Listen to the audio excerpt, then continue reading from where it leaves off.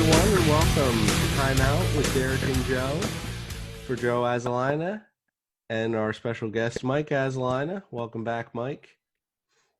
Thanks, for man. this Glad to be for back. the second time.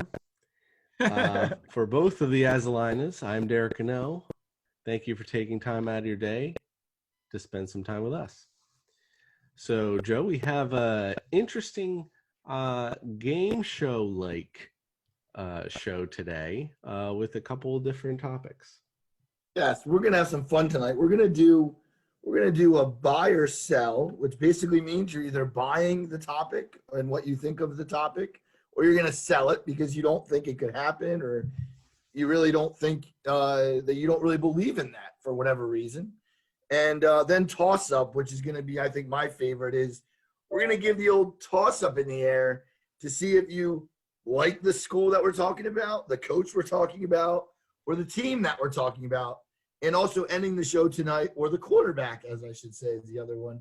And then we're going to do some NFL, top 5 in NFL, and maybe a thought or two of why we think the team is there, and the top 5 in college football, which we saw drastically change over the weekend. So that was the little rundown. And Derek, let's get started. Yeah, so we're going to get to a lot of these topics throughout the buy and sell and toss up, I'm sure. So, including some college football games, I'm sure you guys both want to talk about. And that's pretty much where we're going to lead off.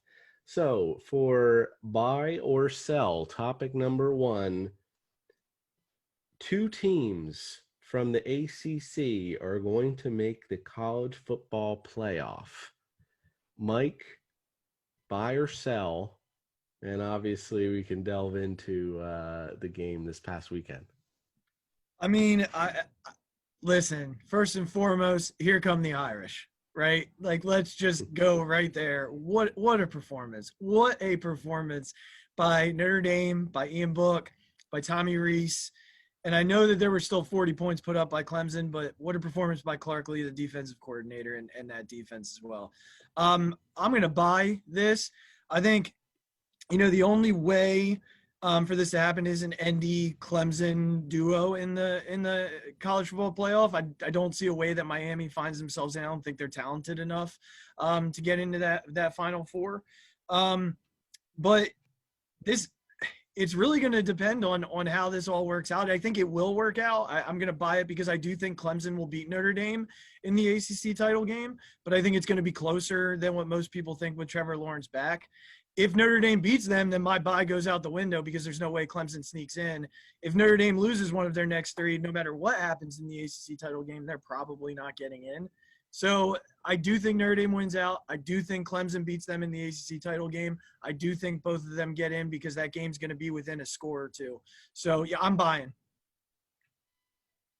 All right, so I have to stick to what I've been saying is that if Notre Dame won on Saturday night, the narrative was going to be that Trevor Lawrence wasn't on the field, and it's correct. He wasn't on the field. But that is no fault of Notre Dame or Brian Kelly or Clark Lee or Tommy Rees. It is what happened to Trevor Lawrence, which is very, we don't want to see that happen, that he got COVID. He will be back, as Mike just said, in the ACC championship game. That will definitely change things. But what probably won't change is the Notre Dame defensive line absolutely corralling and stopping Travis Etienne, who's the school record holder in college football, or at least in the ACC, I should say. And he had under 40 yards. That is a great game to guys like Dylan Hayes and guys like Foskey. I can't remember his first name. Isaiah. But, thank you. And just those players that did give it all they had. And can't forget Kyron Williams, who had me almost running on the roof on Saturday night as Derek was actually over to watch the game. And I started out very high, as I didn't really come down from that until I went to bed on Sunday morning.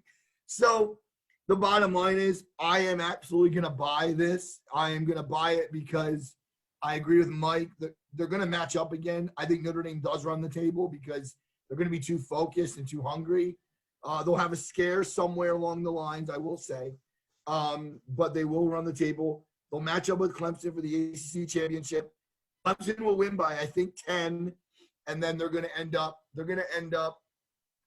both getting in with probably Alabama and Ohio State.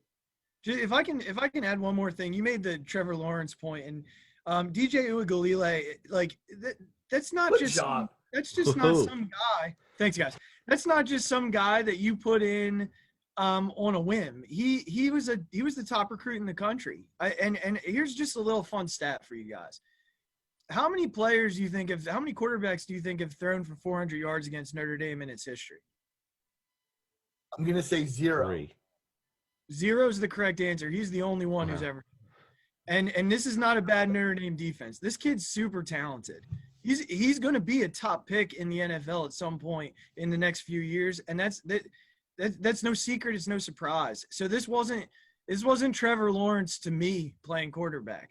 This is Trevor Lawrence to the next Trevor Lawrence. So no excuses on that side. You still have a top roster in the country. You still have one of the top head coaches in the country. They got beat. Notre Dame beat them. Plain and simple. Yeah. They beat them. They played with them, and they did what most people said they wouldn't be able to do because, let's be frank, Notre Dame hasn't done it, and they finally did. And I think that's going to turn the course of this season and this program. Yeah, no, that was So all I well think- put. And Derek, I think Joe is a little worried about Boston College next week. Joe's But worried I about the don't think- narrative of Boston College. is what he's worried about. I don't think he has any reason to worry. I think I agree. I think both teams run the table here. Clemson has Florida State, Pittsburgh, Virginia Tech. Nothing really to worry about, I don't think. And I think he kind of said it. It's not like they couldn't pass the ball. Like maybe they had an extra defender in the box, Notre Dame, but they should have still been able to do something running the ball, and they really stifled them. Now, and I've kind of said it to Joe a couple of times during the game, they got to run the ball a little bit more. I think with Kyron Williams, Notre Dame does. I think that is probably by far the best performance you're going to get out of Ian Book. So I would hope that next time they could run the ball a little bit more. I think it could be 10 points to 2 touchdowns. I'm not sure, but I think it should be close enough. I don't think that there is going to be a 5th team that's close enough to the top 4 to make it seem. I mean, there's always going to be back and forth as to the final few teams, but I don't think it's going to be close enough to warrant Notre Dame not getting in, even if they do lose to Clemson. So moving on to another team that had a big win this past weekend in college football. Joe, we'll start off with you. Buy or sell the Florida Gators as a legit threat to the Alabama Crimson Tide and win the SEC? When I saw this at first, I had to think about it because I remember when Florida was really relevant every year. Steve Spurrier, right? They always had good athletes on defense. They were fast. They could play with the big teams in Tennessee. He was really good back then with Peyton Manning. I remember those days of Florida. Watching them on Saturday, their quarterback in Kyle Trask is really, really good. He can throw the football around, and he's finding, it seems like, more of his because I think, if I'm not mistaken, he's only a sophomore or junior. I know he's not a senior. Is he a senior already? Okay, he's a senior. I just think that his leadership is going to be huge going forward. But I can't buy this. There's no way. Listen, they're really good, but there's a team down south more than them that in the Alabama Crimson Tide that, I'm sorry, like they're just what in our age of football right now. Nick Saban is the man, and everything runs through Tuscaloosa. Like, honestly, like, I don't know how else to say that. I mean, you got guys in the NFL right now, and I always point to this when we do shows like this, because this is what I know, and I know Henry Ruggs, Derrick Henry, won't be the first time I mentioned him tonight. Just those two guys right there are superstars. They're really good athletes. And I think the quarterback they have there, and help me with his name because I'm Matt Jones, right? He's a really good quarterback. I'm not saying he's Tua Tagovailoa, but he's He's really good. And I think the Najee Harris, like they just have really good players. And to me, Florida's on the rise. I think that's the best way to say it. But no. I sell them. Sorry. Alabama all the way. I mean, so the first thing I want to say is I actually have written down all roads lead through Tuscaloosa, so that's really funny that you said that. But secondly, Alabama is not further south than Florida, Joseph. We gotta get you. I need a map. I mean, I don't know if you guys are putting this out on video, but mine and Derek's face when you said that was that's all you need, man. Listen, but I agree with you. I agree with you, dude. I'm selling this as far as I can. Here's the thing. They lost a tough game to A&M earlier this year. They went to Georgia and won, which is not easy. We know that. We've seen how difficult it is to play between the edges. Different this year, though, let's be honest. Much different this year going there and winning than it was last year when Notre Dame went and lost on the road. But the schedule aside for them is very questionable. They haven't played a team with a winning record, and they won't play a team with a winning record. So I really, really think it's going to be difficult for them to go and beat Alabama in the SEC title game, where Bama has pretty much done what they do every single year. It doesn't matter who they play. They're just going to do what they do, lull teams to sleep, and beat them until there's nothing left to beat. That being said, a Florida win against Alabama changes the narrative for anything that Clemson and Notre Dame do, because a one-loss Florida team and a one-loss Bama team probably trumps a one-loss Clemson and a one-loss Notre Dame. So, that then turns the narrative quite a bit. That being said, very little chance that Florida beats Alabama. Trask is good, and he's being looked at as a first-round pick. I don't think he's quite that. But I think Mac Jones and that Alabama team is just far too talented and too many weapons on that side of the ball to even come close to stopping them. 51, 38, 38, 41, and 44. Those are the point totals for Florida in the past 5 games, or in their first 5 games. Also 35, 24, 41, 17, 48. Those are the numbers that they gave up. Giving up a lot of points. They seem to be pretty one-dimensional. They don't run the ball a ton. They're 95th in the country in rushing yards. So against teams like Ole Miss, South Carolina, they lost to Texas A&M, who is now, I believe we saw 6th or 5th. But they did lose to the one team that seems to be in Georgia. I guess we'll see where Georgia's at. I don't know where Georgia, what their schedule has looked like. Obviously, that's their second loss. But if you're comparing some teams, it's not good to compare teams. But Florida lost to Texas A&M, whereas Alabama beat them by 17 points. So, especially being one-dimensional, I think it's going to be difficult for them to dominate a Alabama offense like they're going to need to, because this isn't your normal boring Alabama offense who's going to run the ball down your throat, and then they'll have a quarterback who can make a couple plays, but they'll probably struggle to outscore Alabama. So I'm going to sell as well. Florida will not win the SEC. Moving into the NFL here for buy and sell. Very simply, Mike, the Miami Dolphins. Do we buy or sell them?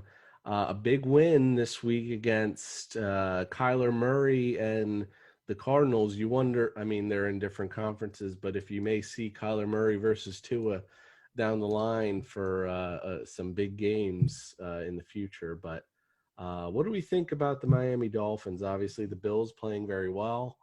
The rest of the division is kind of struggling right now. So I think they're just outside looking in as far as the wild card. But do we think they're legit and could make the playoffs? So yesterday is the best offense that they're going to see the rest of the way, with the exception of the Chiefs, probably. They don't see another offense with this kind of firepower. aside from the Chiefs, which I have marked on their schedule as a loss. They're probably not quite there yet. But when I think about their defense, they're top 5 in points per game allowed, which, I mean, when you're sitting in the same conversation as like the Ravens and the Steelers defensively, that's pretty high praise. Their remaining schedule right now: Chargers, Broncos, Jets, Bengals, and then there's that Chiefs game, that outlier. Patriots, Raiders, Bills. Conceivably, in that run, there's one loss for sure, and the rest they can win. They can win those games. So if you look at the total grand scheme of what's left on their schedule, they could find themselves at 12-4, 11-5 because of how good that defense is. Tua's a player, guys. Like, we knew that in college, but this dude's for real. 20 of 28 yesterday, 2 touchdowns, 248, 7 for 35 on the ground, and he didn't have Gaskin yesterday. He didn't have their number 1 running back yesterday. So listen, I'm buying hard. I'm a big Brian Flores fan. He comes from that tree, that Bill Belichick tree. This team can play. They're disciplined. They can play. They're well coached, and there's talent all throughout the roster. And guess what? They still got picks to go this year. I'm buying hard. I think they're a playoff team. I think they have a shot at the division. All right. Well, first of all, their defense has been really good. They've been really opportunistic with the plays they've made. They seem like they just make stops when needed. I haven't been able to watch a lot because they're not usually on CBS or Fox, to be honest. So I don't want to get to see them. I used to see highlights. I do have Devontae Parker in fantasy, and I usually really like him, so he helps. Why, though, in the blue hell did they trade Minkah Fitzpatrick? That would have been such a nice guy to have when your defense is playing this well. I just don't – he just picked up another pass the other day. I just don't understand it. So that being said, I'm going to actually sell. I do think they have a chance to really win some games, but I did pay attention really closely to what Mike said about the schedule. Those 4 games coming up, yeah, they can win them. I agree with you. But I think the Bengals, because of Joe Burrow playing so well, that'll be a great matchup. I think the Bengals win that. I just see a couple losses in there, and I think the Dolphins come back to earth a little bit. I say they end up maybe at 500, a little better, but I don't see them at 12-4. So you have to wonder, obviously you guys have mentioned the defense, but they're 28th in rushing, they're 23rd in passing, tied for 28th in points. So where are they getting? Where are they winning these games? There's not a lot of talent on the roster in terms of offense. I like Gesicki from Penn State, but he kind of disappears in games. Devontae Parker, you mentioned, but he's really more of a 2 receiver. He's not really number 1. They need a Gaskin. Yeah, Gaskin is a solid running back, but is he a number 1? I'm not too sure. Obviously they knew what they were doing when they went away from Fitzpatrick, who was playing so well. I mean, you do look at some of their wins, the Jaguars, a beat up 49ers team, the Jets, but these past 2 weeks, the Rams and at the Cardinals, those are 2 big wins. Yeah. So I don't love the team, but it really seems to line up for them. It's not like they have a lot of away games. Flores really seems to have changed that defense and really got them going. I think I buy them. I don't know if I buy them for a playoff spot, but I buy them in terms of this is the start of positivity in Miami again that you haven't really seen since the Dan Marino eras. So I will say, one second, Joe, I'll kick it back to you. I will say it's nice to see a left-handed quarterback in the NFL again, isn't it? I had to look up the stat, and not since Kellen Moore for the Dallas Cowboys in 2015 has there been a lefty quarterback to throw a touchdown pass. So it's nice to see what those lefties once in a while too, to just throw something different at a team. Because if you're always leaning towards one side, if you throw it to the other side, that's a little different. But Joe, you want to finish it off there for Dolphins? Yeah, I just want to pose a question, you guys. We were just talking about their offense, right? Not very great in the statistical categories. Do they go and maybe sign a big time receiver, or do they do it through the draft? What do you guys think about that? How do they improve? I, I I think that, I mean, there's all sorts of things that they can do. I mean, they're built to build through the draft. I mean, obviously you want to get as many veterans onto a roster of young talent as you can, but I think for them, they have picks available that they can go and grab a receiver. But Brian Flores comes from the Belichick tree, and that tree they're gonna develop talent. They're not gonna go out and buy it. It's just what they do. You're going to want to bring in receivers to grow with Tua and not to stifle his growth. Some teams make that mistake of bringing in wide receivers who come from other places, and you don't get a chance to grow with guys that way. My opinion is that they'll go through the draft. They'll try and bring in the number one guy through the draft, but they're also going to build defensively. That's what they're going to try and win games on, and that's what they did in this past draft, and I can see them adding on to that. I agree. I Dolphins are agree with you. I think they're really going to build up that defense and play through the defense and go more of the route of we're just not going to turn the ball over. We're going to always try to win the turnover battle. I agree. It would be. I don't think they're probably not going to go for do anything drastic this season. I think they'll probably use a top pick on a receiver next year. So hopefully, and then maybe that opens up some holes for like a Gesicki, who's huge guy, to lob up there too. So, hey, it's kind of crazy that the Patriots have owned that division for years now, and now all of a sudden it's Dolphins and the Bills, and well, then you still have the Jets. So maybe in another 10 years.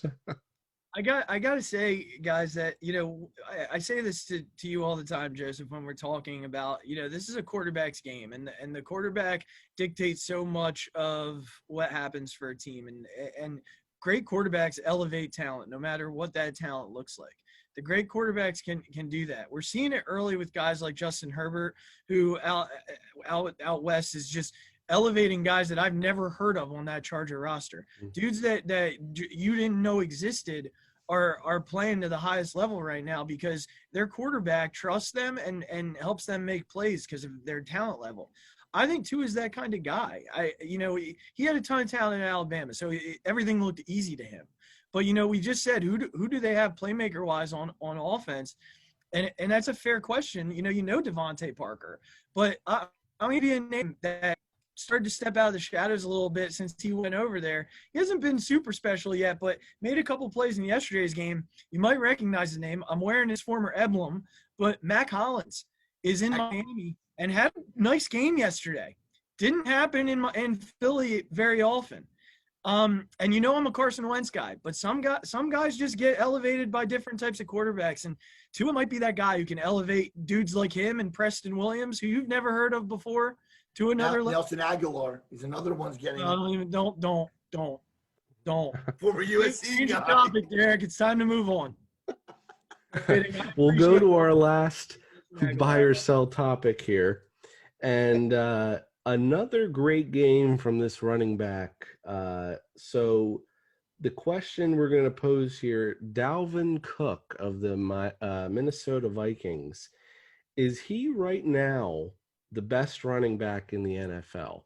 Now, he ran for 200 total yards against the Detroit Lions yesterday. He had 220 total yards against the Packers the week before. He had another week of 180 yards rushing. What is that? 1, 2, 3, 4, 5, 6, 7, 8, 9, 10, 11, 12, 13 touchdowns already. He's only played 7 weeks in the season. Second right now in all-purpose yards.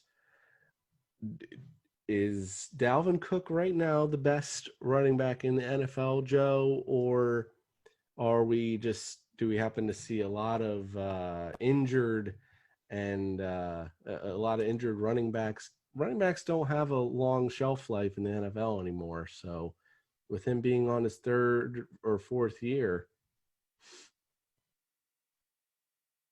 Yeah, listen, I want to first point out that Dalvin Cook's a really good story.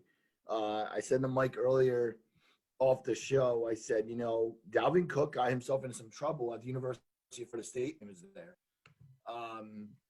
If I'm not mistaken, I think he played with Jameis Winston, actually. And he had a pretty good career there, but he still got himself in trouble. And he's done a good job in the NFL. And you heard the stats. I mean, listen, you can't say enough about how much he's meant to the Vikings because we all know Kirk Cousins is awful. And so Dalvin Cook is – yeah, right. As a Packers fan, you absolutely would love Kirk Cousins. No, but Dalvin Cook slices and dices and shifts, and he does everything you want on a football field. This is and I want to be real careful here because I don't want to steal what I think Mike is going to say. I just know that, to me, and unbiasedly, even though I have this man on my fantasy team, Derek, because you know where I'm going now, is I have to say Derrick Henry, to me, is pound for pound just a little bit better. I do know that Cook is on a run, and I'll call it a run because he's really good. But I think Derrick Henry, looking at his stats and what he brings to the table, and another so-so quarterback in Ryan Tannehill, he would be your number one option. I couldn't imagine how many he got, like over 20 carries against the Steelers that day. Like they run him, and he's used to that. But I'm gonna sell Cook, and I'm gonna buy my boy Derrick Henry. Yeah, I've been back and forth on this one. I joked beforehand that you had me thinking on a few, and this is one that I've been back and forth on. He's had 4 enormous games this year. He missed a game. I believe it was 2 weeks ago, maybe 3. He missed the start due to injury. But he has had 4 huge games. One against your Packers, Derek, who have shown some glaring weaknesses against the run this year. The Lions, who rank in the lower, I think bottom 3 in rush defense. The Texans, who are last in rush defense, was another big game of his. And then there was the outlier against the Titans. They're about middle of the pack. He did not break 100 against the Colts, who are a top rushing defense, and the Seahawks, who are a top rushing defense. So, again, I feel like when I think about these top running backs, and Joe mentioned Derrick Henry.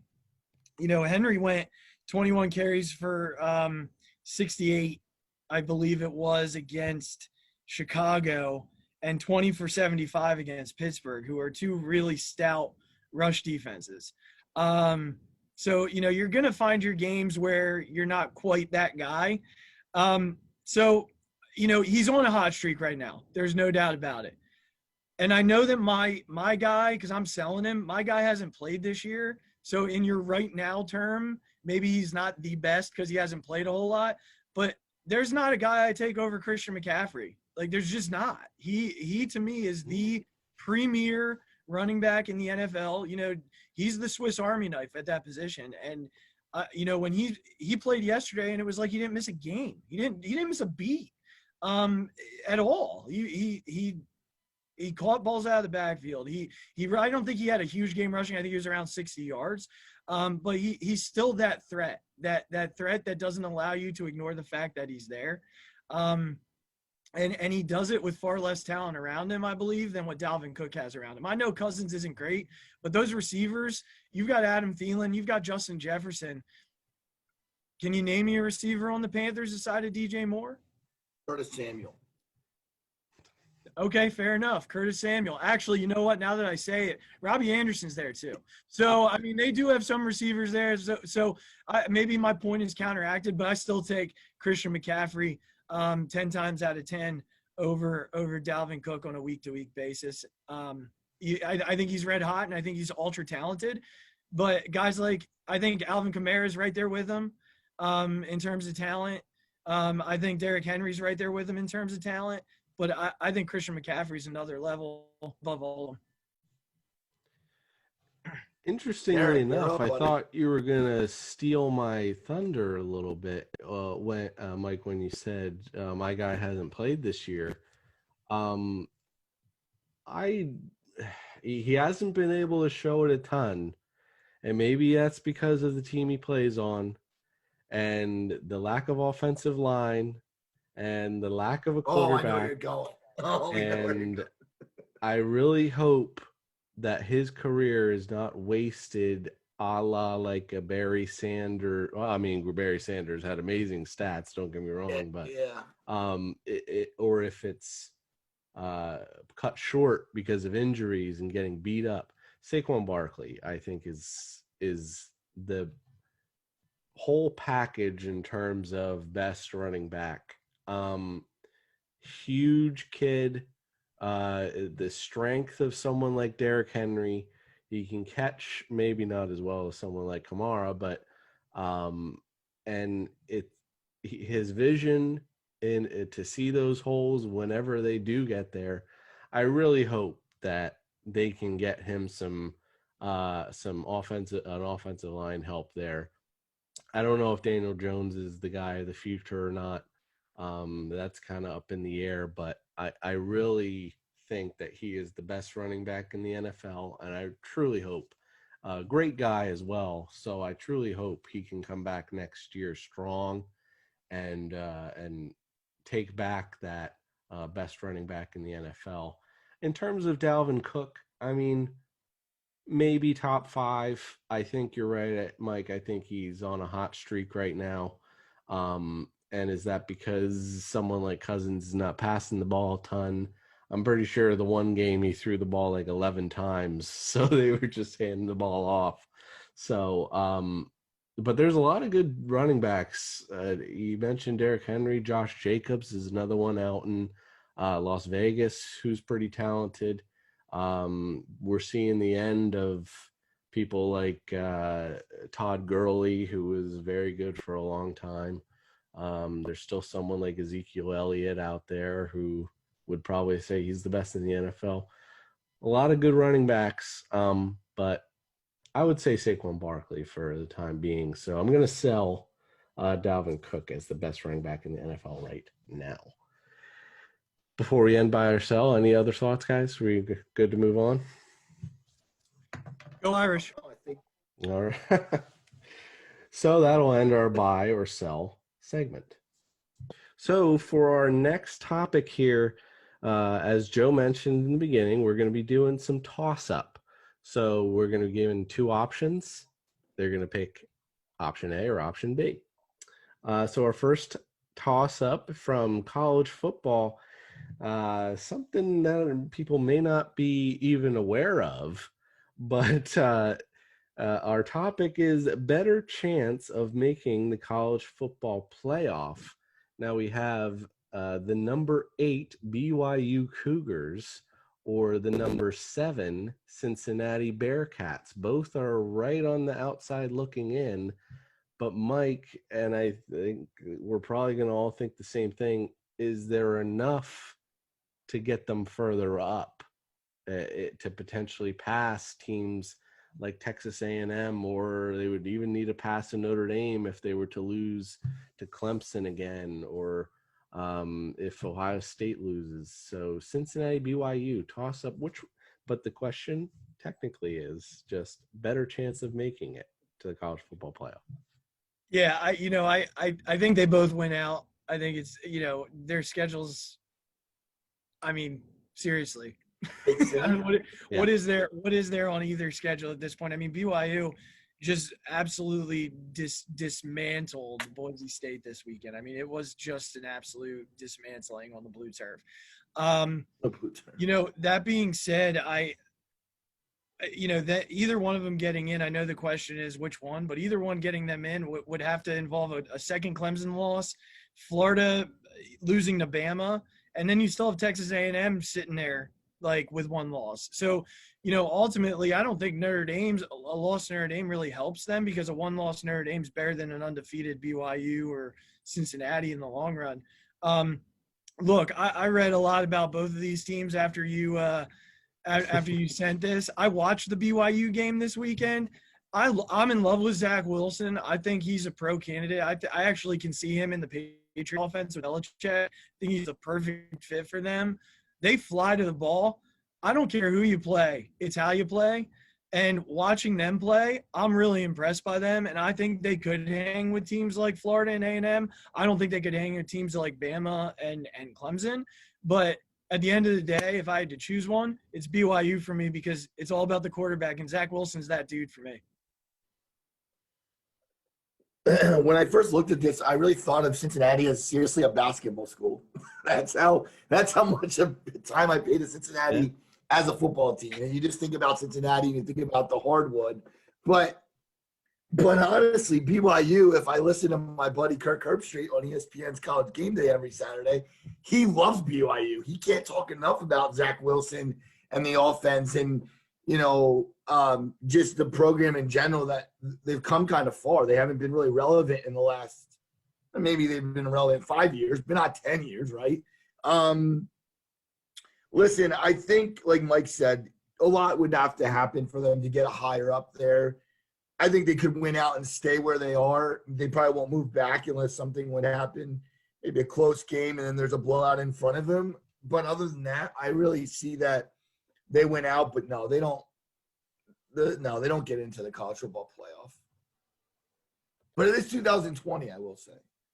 Well, I think Cincinnati is the better team, but I think the better chance is going to be BYU because now Cincinnati does have a UCF. At UCF is a tough game.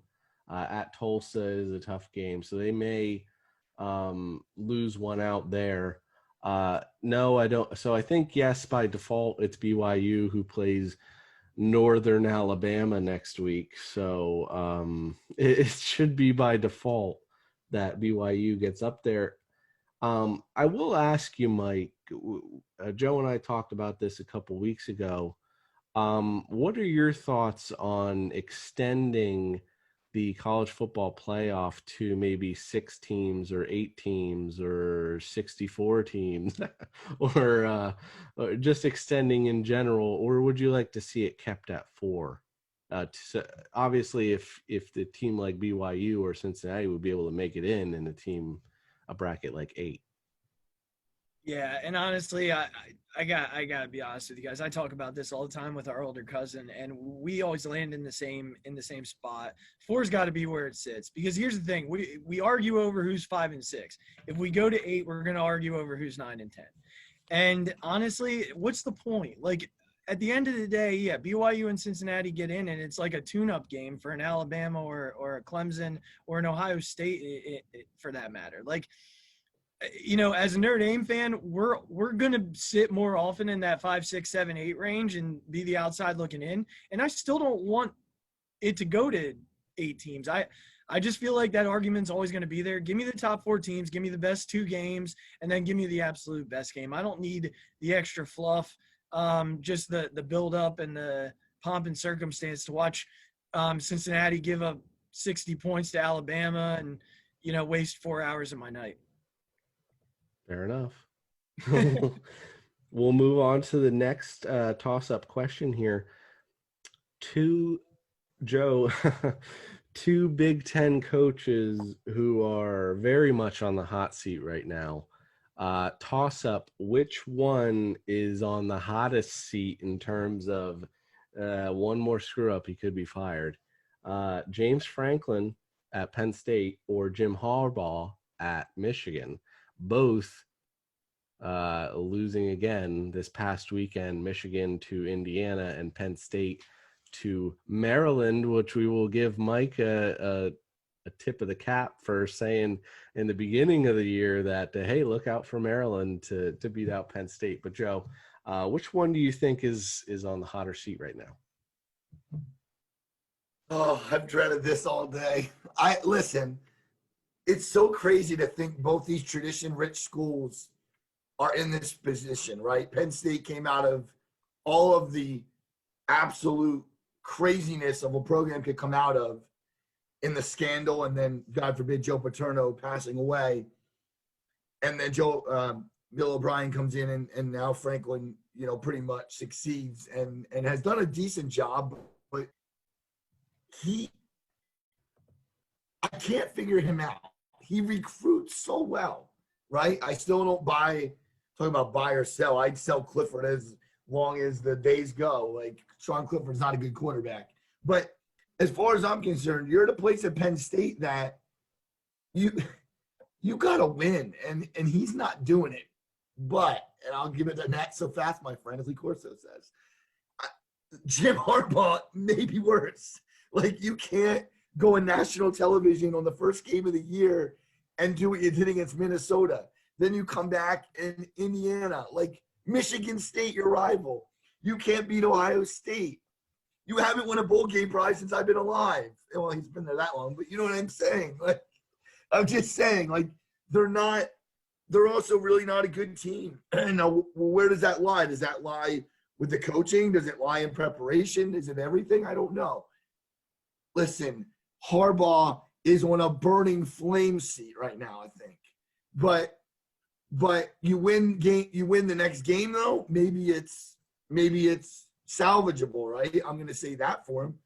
To me, Franklin, and I know I'll get pushed back on this, but I think he's won enough. I'm not saying he's won huge games, but he has won some decent-sized games. So to me, Franklin's safe for, I give it 2 to 3 years. But Harbaugh, he can be gone at the end of the season. So for me, I say this all the time to Joseph when we're talking. There's 3 layers of coaching when I evaluate a coach. There's the recruiting, there's the in-game, and there's the development of players along the way. If you were to ask me 5 seasons to compare where Michigan is 5 seasons ago to now, are they in a better place? The answer is yes. When you think about the recruiting process and where they sit as a program compared to when Harbaugh was hired, they're in a better place. Does that mean that they're good? No, it doesn't. It just means that they were much worse then than they are now. When I think about those 3 layers, Harbaugh is one of the best recruiters in football. But Franklin's right there with him. When you look at the last couple of years, back in 2020, this past year's recruiting class, Michigan's recruiting class was 14th in the country, and Penn State was 15th. So they were neck and neck. This season coming in, Michigan's number 9 in the country. Penn State's number 31.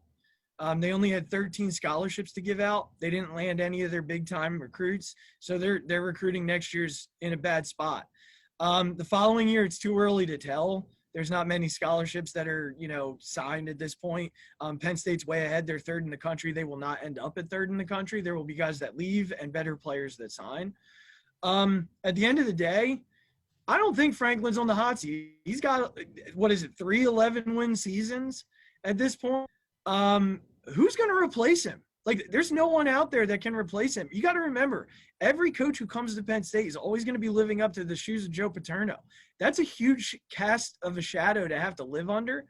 And I think Franklin is the guy. I know that there are a lot of Penn State fans who are frustrated with the in-game stuff. I criticize him all the time for it. But getting the talent there is where it starts. And he gets the talent there. And the talent has saved him over the last few years. It's not saving him this year. But I think he'll get it back to a place where it does. Harbaugh, he hasn't won the big game. Like, they haven't even had a Big Ten championship appearance since he's been there. So for me, that's the guy that's on the hot seat. They brought him there to win a Big Ten title, to get to the playoff.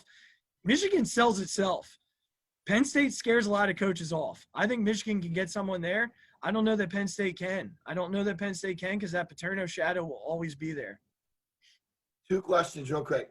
Mike, can you tell us the cool story about the kid that you taught that might end up there next year? And also name the coach that you told me about earlier that you think could fill the shoes of Joe Paterno and definitely be like a god at Penn State.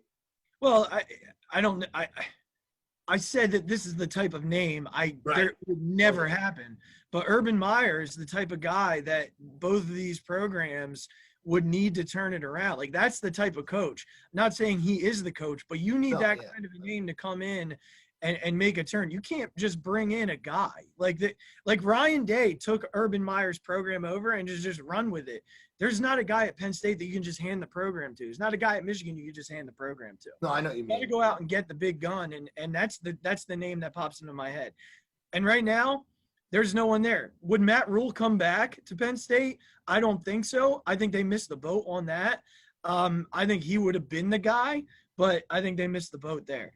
So yeah, real quickly, I taught a student, gosh, I can't believe I'm about to say this, 9 years ago, when he was in second grade. And, I would go and watch him on the playground and throw the football around with him with the fourth graders when he was a second grader, and he would make them all look foolish then. At our end of year award ceremony, I gave him Future NFL Star Award as a second grader. And last week he verbally committed to Penn State and James Franklin. So he would be a freshman there in 2022, the fall of 2022. He's had offers from West Virginia. He's had offers from Iowa State. There are still teams on the peripheral that are looking at him that could come in with an offer since he's only made it verbal. Selfishly, I want him to go to Penn State so I can go watch him play live. Great kid, amazing family, and I'm so proud of him. I'm just so proud of him and everything that he's done to get to the point that he's at. Because it takes a good person for James Franklin to recruit you, so he hasn't changed a bit since he was 8 years old. So really proud of him. And his first name, I won't give his last name because we won't do that. But his first name is Anthony. So he's out there. I mean, his name's right. out there as a recruit. Anthony Ivy is his name, and we'll all root for him, especially in this area, because that's a great story. Just like I root for Jahan Dotson every week, to do well too. So that's a great story, though. I'm happy that Mike shared that with us too, Derek. It's a cool story. Yeah. So, well, just to get back here, I would say I agree. It's probably got to be Harbaugh. I mean, and it's a shame. I mean, he's 10-3, 10-3, 8-5, 10-3, 9-4 since he's been there, and 1-2 this year. Always in the big bowls, but not winning them. He lost a bowl game, he won his first bowl game first year at Michigan, and then he's lost the Orange Bowl, lost the Outback Bowl, lost the Peach Bowl, lost Citrus Bowl 0-5 versus Ohio State. And those are the kind of games that they are based on at Michigan, which is what you guys kind of said. I don't know. It's kind of hard to tell with Penn State and if Franklin is on the hot seat or not. I think it's more just because they're 0-3 that people are up in arms, but that's against a very good Ohio State team, and who's turning out to be a very good Indiana team that they just beat Michigan, and they probably should have had them beat, honestly, at Indiana. But they're number 10 in the country. Maryland may end up being in the top 25 here. But I truly think that Harbaugh, does he go? I think at some point in the next year or so, he's going to go on his own accord, probably forced out, or either resign or we're going to fire you. So, and then he may go back to the NFL. Who knows? But so our next topic question for toss up is, now they played this week, very high scoring game. One of them was my Super Bowl pick. The other was not so much, as Joe knows very well. Toss up, bigger Super Bowl threat, the Seattle Seahawks or the Buffalo Bills? We'll start with Mike. So this one was pretty easy for me. I Seahawks all the way on this one, and my reasoning is simply this: the NFC. When you look at the Bills and what they would have to get through to get to even just a conference title game, and that's saying that they win their division, because I still think Miami has a chance. I really believe that Brian Flores has this team motivated, and they are talented, and they're being carried by a young, hungry quarterback who has something to prove after an injury that took him out of a chance to win a title in college last year. I think Buffalo just has a lot more hurdles to climb. Their own division's a hurdle. They've got Pittsburgh, they've got Baltimore, they've got Tennessee, they've got Kansas City. They're not. I don't even know that they're the sixth best team right now. The AFC is wide open. Seattle has the Packers that they're here with, maybe a little bit better than, and they've got New Orleans who they're here with, maybe a little bit better than, and then really nobody else. So for me, it's Seattle. And then there's Russell Wilson. Oh yeah. That guy, not bad. I mean, listen, real quickly, it's got to be Seattle. I do like Buffalo. I did say to Derek early on, I thought Buffalo would make the playoffs. I guess they could still. I just, yeah, I keep saying it. DK Metcalf, Tyler Lockett, throw in there Greg Olsen because they're using him. And if Chris Carson could just stay healthy, that would be a huge weapon too. But look at DJ Dallas. He just scored 2 touchdowns yesterday. So they just have weapons all over. And Russell Wilson is arguably the top 3 quarterback in the game right now. And yeah, it's Seattle to me. They're the biggest threat. Top 2 quarterback in the game. The only thing that's going to hold them back, they're going to have to outscore teams. Like they can't stop anybody. They're terrible defense. They're going to have to outscore teams, but like I said, Russell Wilson, perennial MVP. He will will you to a victory. He just does so much for them. And like I said, Buffalo, as talented as they are on both sides of the ball, there's just way too many talented teams that are right there with them in that AFC. Yeah, and I don't want to. You can't make any excuses for them, but I mean, DJ Dallas, he is their third, fourth string running back. So with someone, even if they have Carlos Hyde back healthy, Carson has been very good past few years. Great one too with Lockett and Metcalf. You can't get much better than that.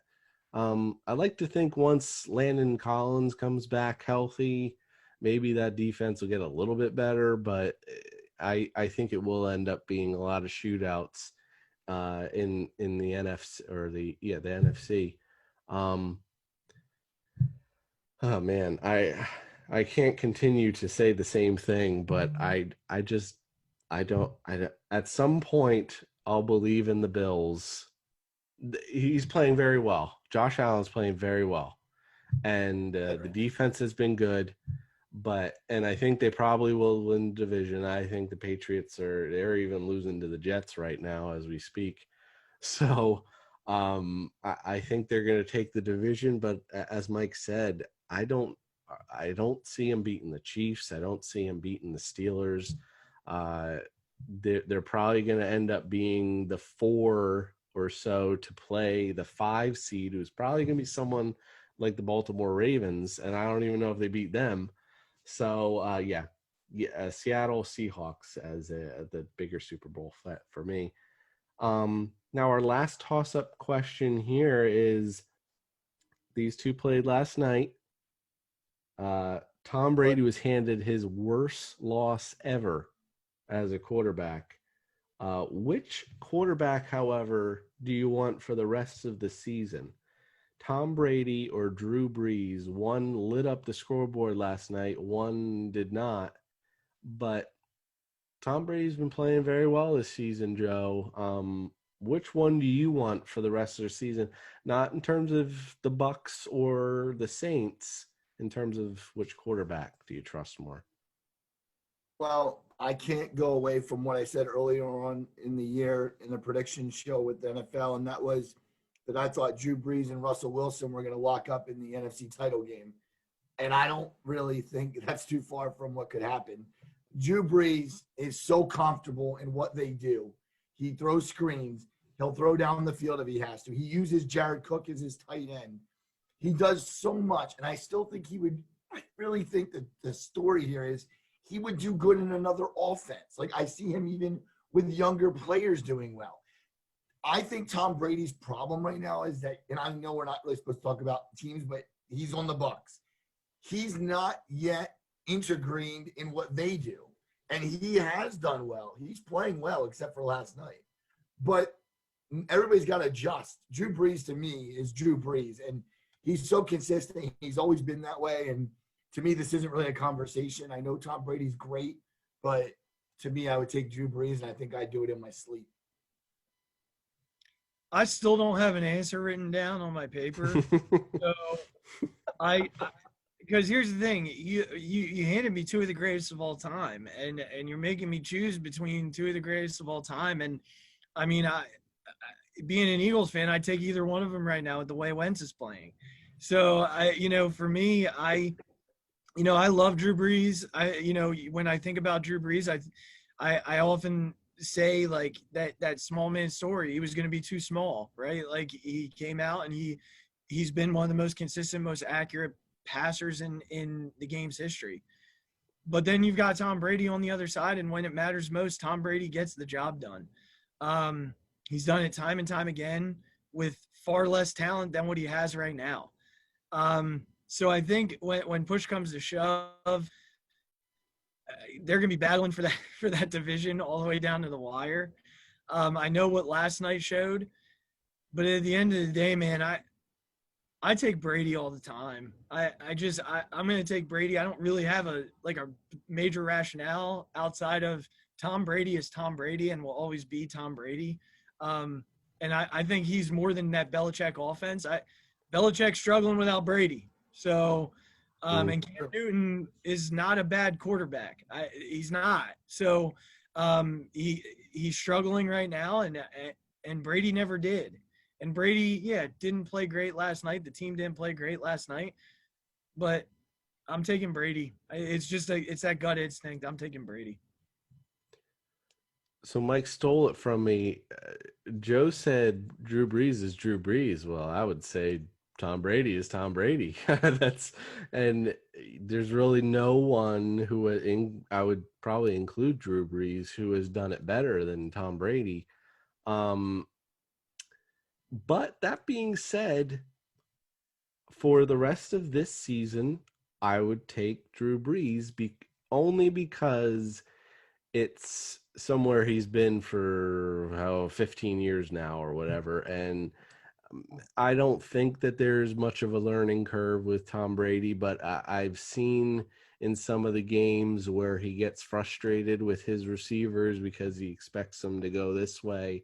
He passes it this way. Well, that's because you don't have a lot of time with those guys. And I feel like Drew Brees has had Mike Thomas for a while, who's finally back healthy. Kamara's been there for quite a few years now. So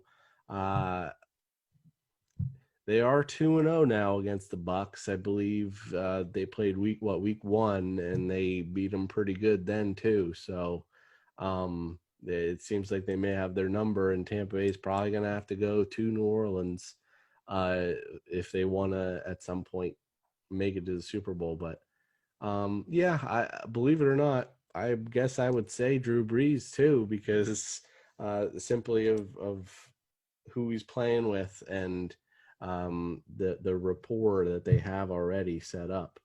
That will end our toss-up segment, and we will go real quick. We don't have a ton of time, but we are going to name, as Joe mentioned in the beginning, our top 5 NFL teams as well as our top 5 current college football teams. We're going to start with the NFL, and Joe, 1 through 5, or 5 through 1. Let's make it a little interesting build up to number 1. And then we'll kind of beat you up when you say your numbers, and we'll say, no need to delve in too much. We'll both say something then if we disagree with you. Starting the NFL. All right. So number 5, I have the Buffalo Bills. Big win on Sunday. Josh Allen, just too good right now, I think. So I have them at 5. At 4, I have the Baltimore Ravens. Some might say it's a little low, but I just think they have been a little susceptible in a couple of games I've seen. And so I go with them at 4. At 3, I have the New Orleans Saints because, again, Drew Brees and company. The defense looked good at times. Number 2, the Seattle Seahawks because, Russell Wilson. And number number one, the Pittsburgh Steelers, because of their defense and their offensive weapons. Mike, did you notice anyone missing from that top 5? How in the Oh, I world forgot do you that- not have the Kansas City Chiefs in your top 5 NFL teams? I forgot the Chiefs. I knew I was going to do something like that. Oh, I forgot the How in the world do you not have the Kansas City Chiefs in your top 5? Shout out to my buddy Matt Kafkak, who will catch that too, as you guys did. Just like I really hope Kyle Messa listens to this. Are you kidding me? The Chiefs are not in your top 5? you're gonna message him now and tell him that I forgot the Chiefs. Probably. That's ridiculous. I forgot. Mike, what's your top 5? Throw it out there. I forgot. Oh my gosh. That is unbelievable. I should have put the So Chiefs. I have the Packers at number 5. I know that they struggle with the rush defense, but anytime you have Aaron Rodgers on your roster, come on. I have I have the Saints at number 4.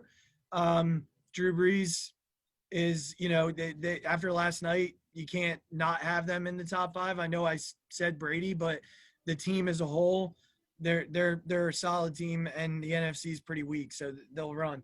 I have the Ravens at 3. I love that defense, and I think Lamar Jackson will find it here soon as they move on with the season. I've got the Steelers at number 2. I know that they have the best record in football, but I can't put them ahead of the Kansas City Chiefs, who to me are the best team here in football, and there's just far too much talent around him to think that the Steelers are better at this point. How do you not have the Chiefs? I did it at school in my defense. No defense. Derek, Well, I can't even. Mike, Mike, we're pretty close. I just have one difference pretty much. I have the Seahawks in at number 5 over the Packers. I with the run game, and I still think that they're going to struggle eventually here with the lack of receiving core. I think the Seahawks are going to be a better team than the Packers down the line. I do have the Ravens at number 4. I just think we haven't seen a ton from Lamar Jackson this year in terms of what we've seen from him last year. The running game is still very good, though. The defense is very good as well.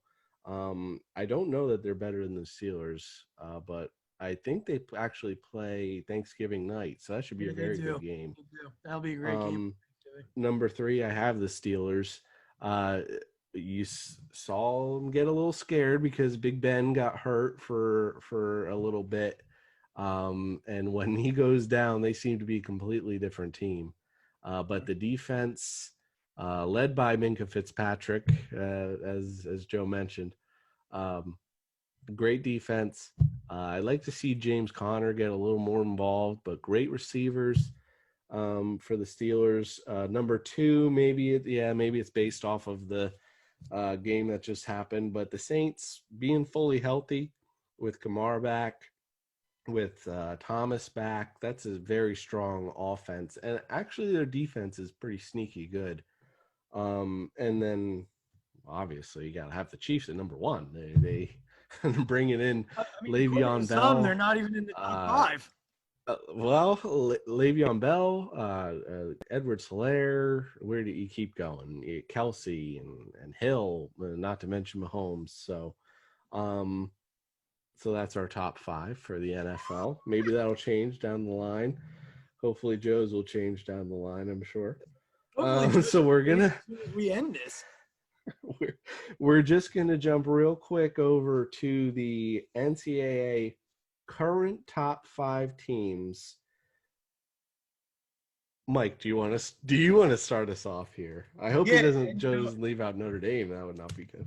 I had some fun with this. I had some fun with this because, your other question led me to what I did here. I know we have a couple 1-loss SEC teams, but after watching that BYU game, I absolutely love them. I love them. I love watching them play. And I go back to quarterback.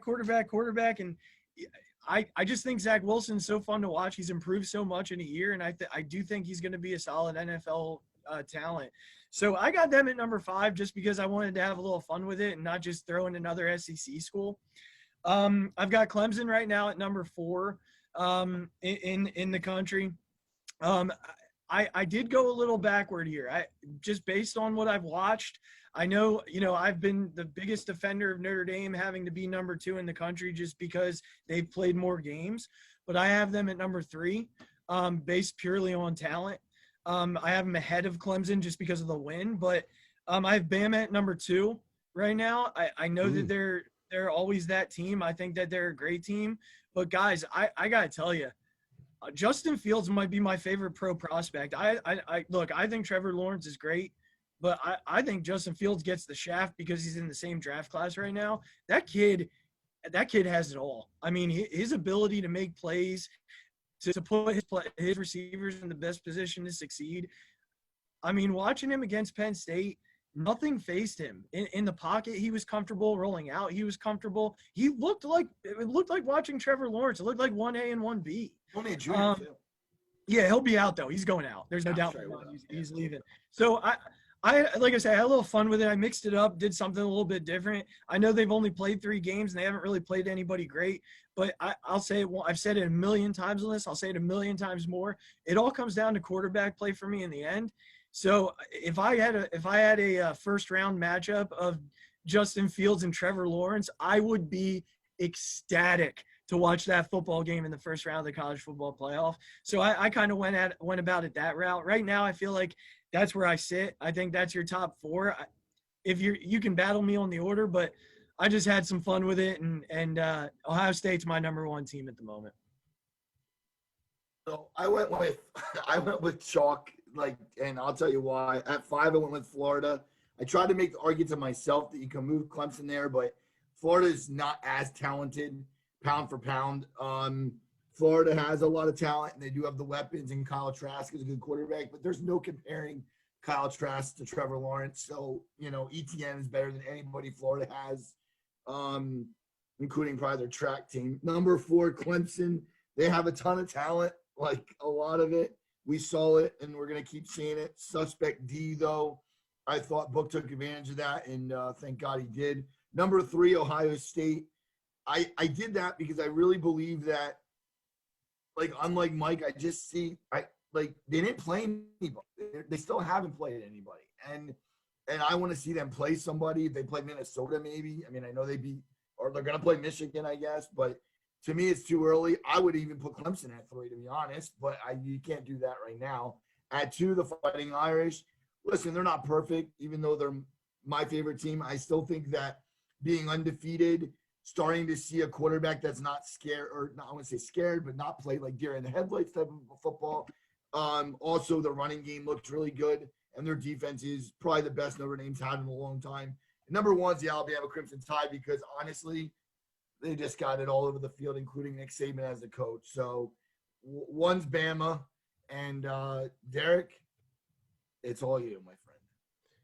Well, you guys are going to be disappointed in me, but I'll start with number 5. I actually put Texas A&M as number 5.